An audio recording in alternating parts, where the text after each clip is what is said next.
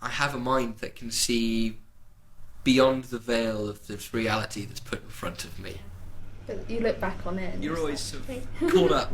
We're caught up in it all. Well, there's a demon called Paddy who is You always get that Irish slight Celt, sense of loss. and he's the only You one do who get a lot of doesn't photos, relate to any of our casino at all. Generally Generally being quite terrifying. Then they're not But you know, you can drunk deal and with stuff. that. Well, it's replacing the reality with fantasy. I don't give a shit what people think. It's a hobby that I enjoy, that I do for me because I love doing it. So what other people think doesn't matter. They can go for hell. They go to hell for all I care. I enjoy doing it because it's a nice piece of escapism. You know, it doesn't relate to any of my life at all, and that means that you can be someone completely different, do things you'd never think about doing. Well, it's weird for a start deciding to not be yourself, like actively. As much as people end up doing that in a social context all the time, like making a big facade to hide behind, we're actively going and becoming someone else for a period of time. It seems very alien to a lot of people. With this hobby, a lot of people think of it as being very male-dominated. So they think of it as being very much a guy thing to kind of do things to be considered a bit childish and go and play around. It's like some people have the idea that women are too sensible. They're wrong. They either look down on us or think that we're doing it for our boyfriends, which is incredibly sexist, or basically think we're just doing it for male attention, don't actually think girls can enjoy such activities, so yeah. There are more men, this is true, but doesn't mean that women can't do the same kind of things. Definitely enjoy the same things. I think that you can be treated as equal, or you can be treated as more the humble tavern wench. It depends on the angle you're playing. Because when you first get there, first get to an event, you are still very much yourself. Get a chance to meet up with lots of friends and have a bit of a laugh.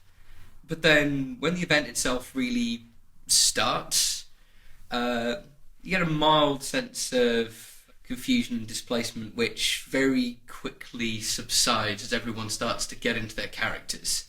When everyone starts to become the person they're going to be on the field. As you take on your character, you get the senses of pride. I've met swingers, I've met all sorts of people who play in bands, people who do other similar hobbies, the oddest people actually to me are the ones that are completely normal, because everyone seems to have some sort of crazy little creative quirk or bent or thing going on. We have a law master, and he makes all the laws of the land, and if you get drunk and if you remember the law the night after, then it's actually law, which means when the King of the Celts asked if a woman is to go into the Celt camp with a corset, she may not leave the Celt camp with said corset, which is now a law, and I avoid wearing corsets. Anyway, he's also a massive slut, and that means that when he's actually passing laws, and he's also the court, I think one of the best moments was when he was shirtless, like that, 2 girls on either arm, and passing a death sentence on somebody. With a hobby like this, imagination is key. Suspension of disbelief is what makes so much of the more, fantasy parts of it really work. Probably kind of comes to life in the mind's eye. You don't have to think about your life, you don't go near any technology at all, you just be someone else, and it's absolutely amazing.